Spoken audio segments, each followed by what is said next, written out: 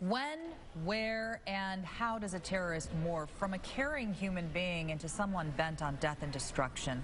A lot of people are asking that question after the New York City attack. 9 on Your Side's Tom McKee looked at the issue from a police and a psychological angle and is live with what he found. Tom. Well, Kristen, it's very interesting. We've had a number of people who lived in the Cincinnati area charged in terrorist-related cases, but experts I talked with today say it's more than place. It's how they're raised, how they view themselves, and in this day and age, social media. Sayfullo Saipov only lived in Cincinnati for 2 weeks, and few remember meeting him. But what he's accused of doing in New York to 8 unsuspecting bikers and joggers won't easily be forgotten. The question is, where did he become a follower of ISIS? New York, New Jersey, Florida, or Cincinnati? Major Mike Hartzler of the Greater Cincinnati Fusion Center says it's hard to pinpoint. I can't say that Cincinnati's any different than any other place in the country. Instead, Hartzler points to social media where extremists can spread their ideas around the world.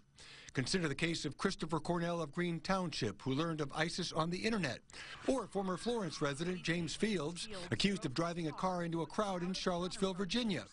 Then there's the case of Adolf Hitler. If you can imagine if Adolf Hitler had social media at the time and was able to spread that message all over the world, there may have been a different dynamic to World War II.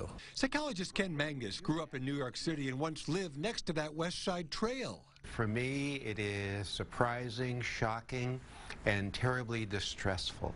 Dr. Mangus says radicalism can't and shouldn't be tied to any particular place. It's not Cincinnati per se. It is those people who have been felt they have been marginalized or disconnected with the community, feeling alienated, have seen other examples of that. That can turn them into a lone wolf, acting out their private feelings in a very public and often fatal way.